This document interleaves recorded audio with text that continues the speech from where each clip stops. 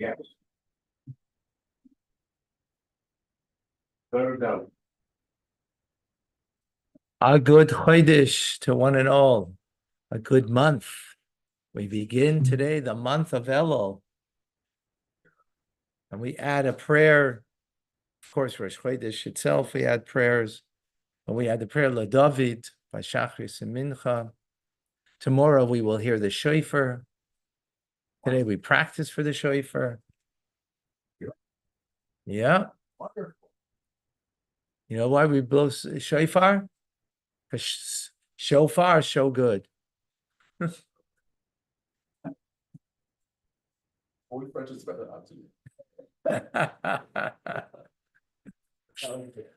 Yo, Menachem Hillel, that was Latin, and your Latin is very poor. It was Latin, you don't understand it, so it went over your head. It went over your head. Yeah.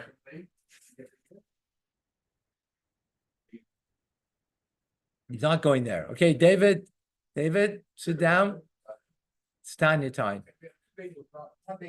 Okay. It's a now you worry about bagel in bagel time, not in Tanya time.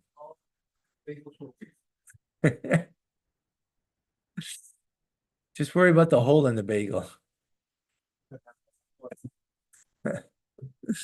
All right, we got a cast of characters over here, folks. You know, really, you're missing it all just being online. Yeah. All right, Baruch Hashem, we're very blessed. Okay, welcome to Tanya Today. I'm Rabbi Ronnie Fine, coming to you from Chabad Tzich and Kadeshim in Montreal, Canada. It's a privilege and a pleasure to share with you the Tanya. We begin the 10th letter. And in this letter, after greetings of life and peace, so opening words, the ear that hears the life-giving admonition. Living God admonishes. How? Through his prophets. So Jeremiah, he admonished the Jewish people, the times of the first Holy Temple.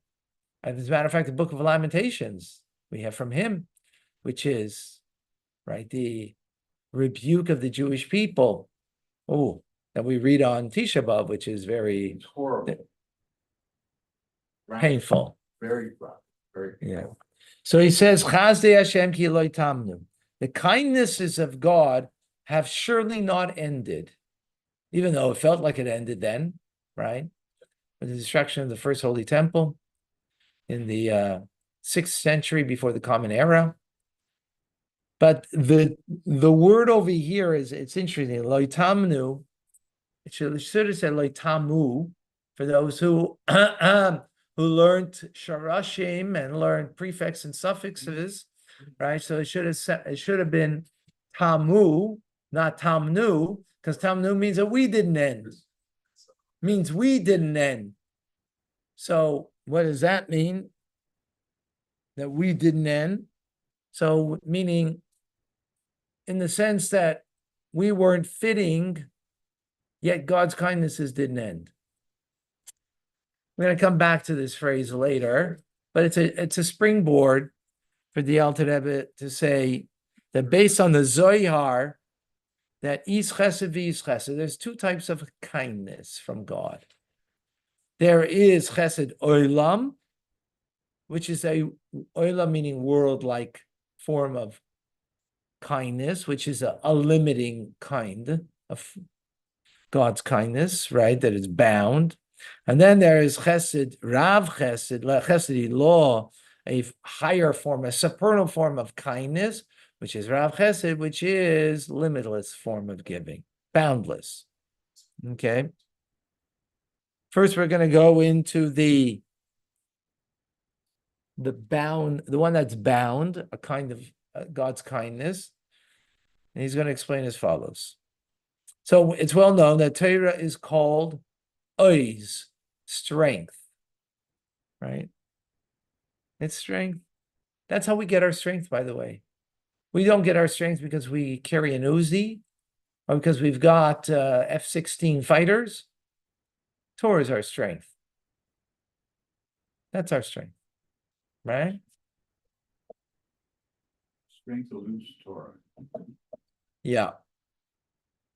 And as our sages have said in the Talmud, the 613 commandments were declared by Moshe at Sinai by the mouth of Gvura, mipia Gvura, phrase it's used, meaning from the mouth of Gvura, of God's strength, right? So God gave us 613 commandments. They're an expression of Gvura, is what we're saying. The Torah's 613 commandments are an expression of Gvura, of strength, right? That therefore Torah is God's strength that he gives to us, right? At the same time, though, I'm sorry, likewise, we see that the right hand of Torah is fire.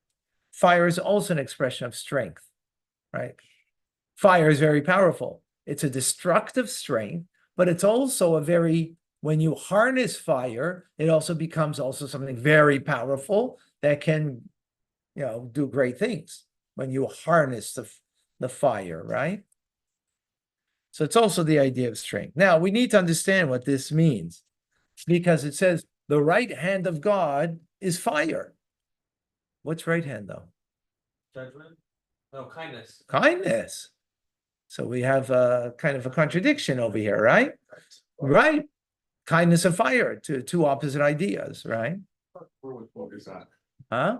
We're talking about Yeah, strength, that's strength. holding back strength. Okay.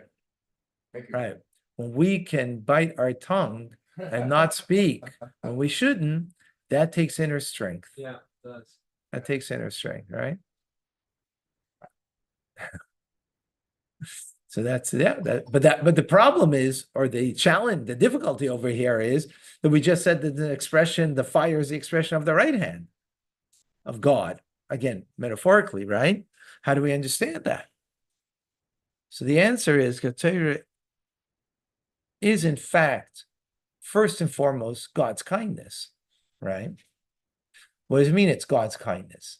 Because kindness from God means that it is an expression of an infinite light of God, right? And Torah, of course, is an infinite light of God that we draw down here. How do we draw down God's infinite light down here? Through the positive acts of 248 commandments, right? And through those 248 commandments, we elicit a light of God down here that emerges from his kindness. Why is it kind? Is because think about it. Look at the world, folks. What do you see in the world? Not through Torah. Not through Torah. But a jungle. You see a jungle, right? Without Torah, the world is a jungle. And the world is, you don't see loving kindness. Torah gives us the eyes on how we can see that there is God's loving kindness here. Without it, we would be whatever. And that's why the nature of this world is evil people prosper. They don't prosper. In the end, they don't. But when you see evil people, you get a sense of their prospering in the moment. And of course, that makes it a challenge for us and a difficulty because, hey, he got away with it. He's having a great life. And he's, da-da-da. Huh? Well, exactly. And so my point being is that Torah is an expression of God's kindness because he's giving us a kindness and ultimately that we can, through his 248 positive commandments, draw a light into our lives that brings this attachment to Hashem, this connection to Hashem, to truth and authenticity of God, that we can see the world in a different light, right? So it is coming from his kindness. However, so it's an expression of his kindness because the world doesn't get that, so to speak, right? No. It's a jungle where no animal dies a sweet death, right? It's all tragic, right? The big animal rips apart the small animal, right? No one, there's no sweetness. But through the mitzvah, we have God's God kindness, which is an expression of his kindness, which is infinite light that we draw down into this world. We do it. However, it's first vested, that light of God, into God's gevura, his fire, right? It's contracted, that infinite light. Tzimtzum, exactly. Enabling to be vested in the performance of commandments in a practical way, because all mitzvahs are of a material nature. Tefillin is material, giving tzedakah is material, charity, right? Sitting in a sukkah, lulav and esrog is material. We're going to start blowing the shofar. It's material, right? Tzitzis, tefillin, they're material. So in other words, the way we access the infinite light of God is because God first vested that infinite light of God into a contracted light, that now its expression is in a very finite form, the mitzvah, right? Spirit. Right. Okay.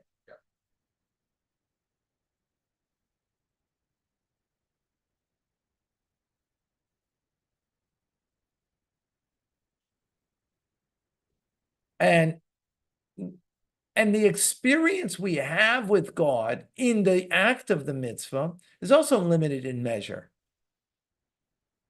It happened once in Mount Sinai that it was limitless. And what happened? Their soul took flight when God spoke. They couldn't engage in the experience. It was too much. Meaning when it didn't go through the tzimtzum of gevura, right? Right. The contraction. Now it does go through the contraction. We're learning Torah now. We did a mitzvah of giving tzedakah before. We had a mitzvah of davening, of prayer, mitzvah of tefillin, and so on. All of them were expressed in a contracted form of doing the mitzvah, and even the experience or the connection of it, right, also is contracted. The light, but the light is vested in a contracted form. But what's inside that contracted form? Infinite. The infinite light. The infinite light. Okay. So tomorrow we're going to continue this thought. We're in the middle of a thought, right? And just to pick up on some of the points that we made, and just to re-emphasize over here,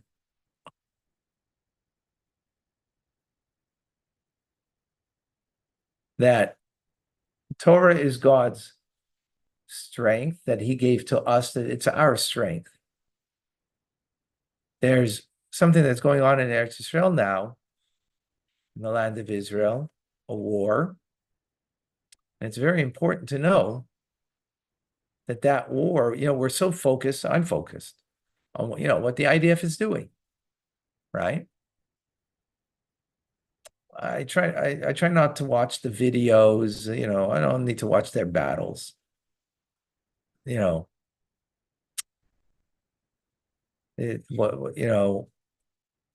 watch their faith and their connection, yes, but to see that the Iron Dome intercepted UAV. Okay. How many of those, first of all, can you see? And secondly, we got to be careful because we're going to get carried away with it and feel that that's our strength.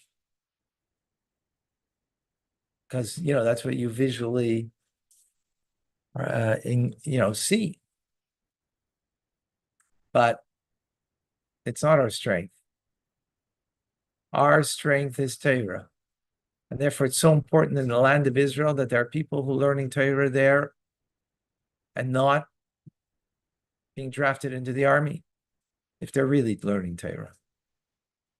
And especially they should be learning in a way that, that is with a mindfulness that, as many people here every day, by the way, they mention here online, which is beautiful. And I thank you for that.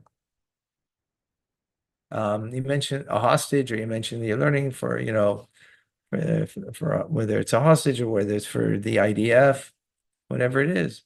Having that mindfulness and the awareness that Torah learning is our strength. And that's what gives the Jewish people the added edge. Otherwise, we're living in a jungle, right? Otherwise, jungle warfare, right? And it could seem that way with in the fights that they're having, especially underground tunnels and so on, underground jungle. And that's so important. Anyways, okay, I see a question over here from Kunyet. When we pray or do charity and mitzvahs, do we extract the light, Ein Sof, within the shells, klipos? Is that the ultimate purpose of Tikkun Olam? Good question. So,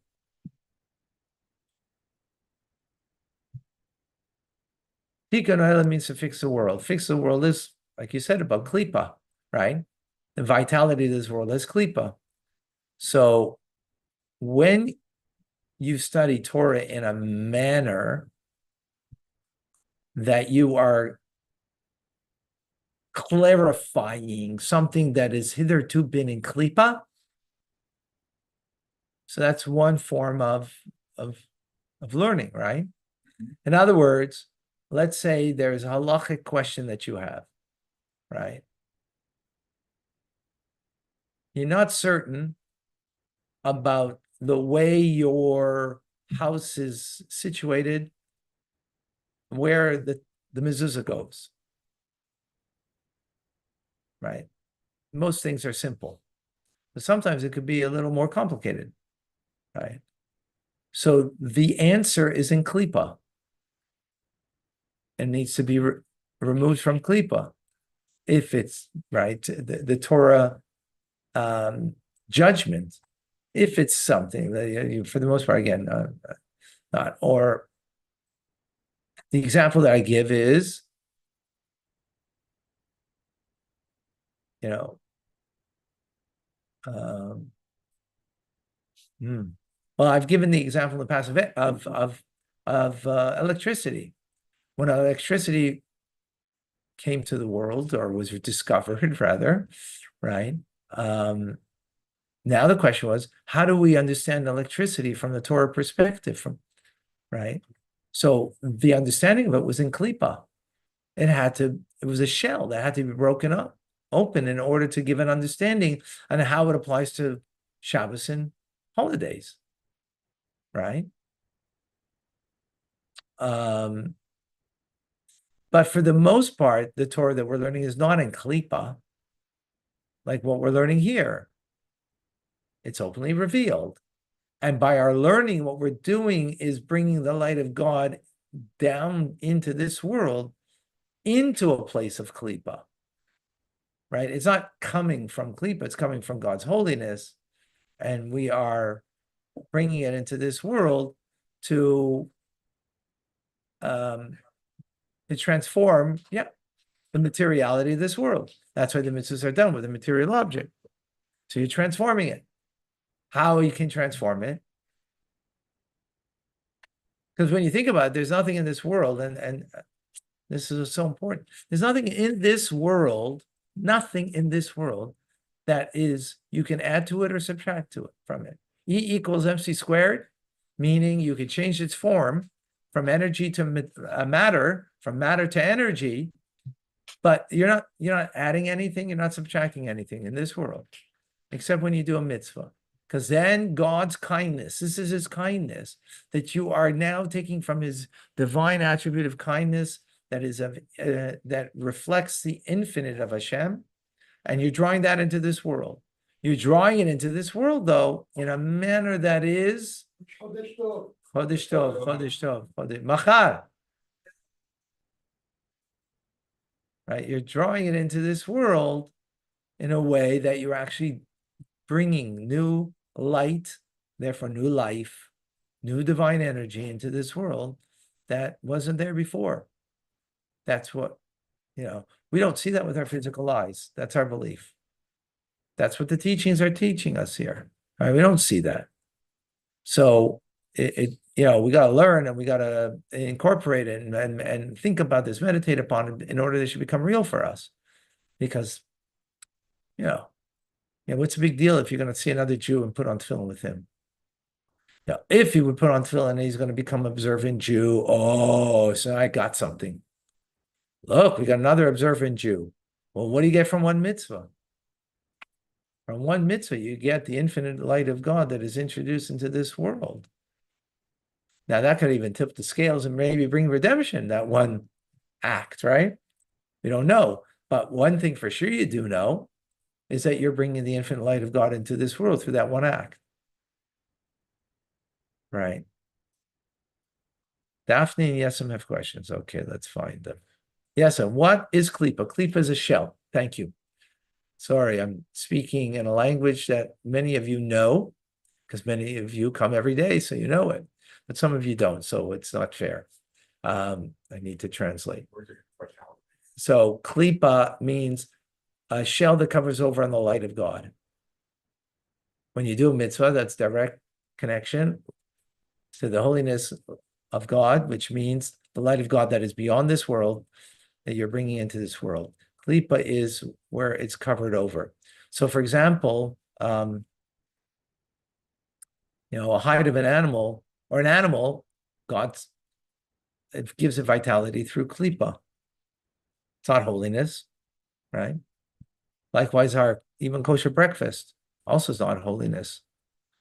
You make a blessing on it, and with the intent that it's going to give you strength, so you could serve God. So now you upgraded it into a holy place.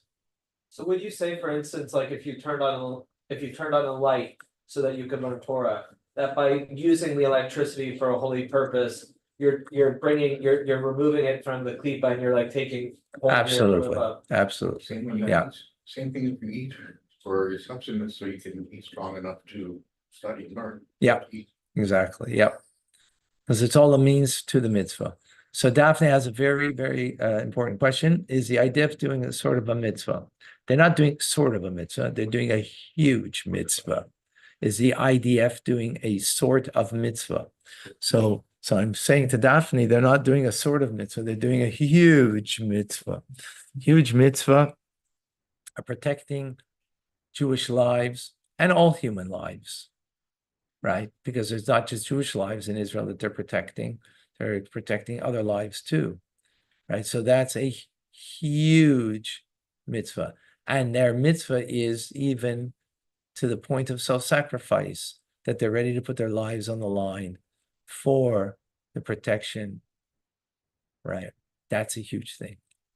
Huge. That's a huge thing, yeah. And that's why, by the way,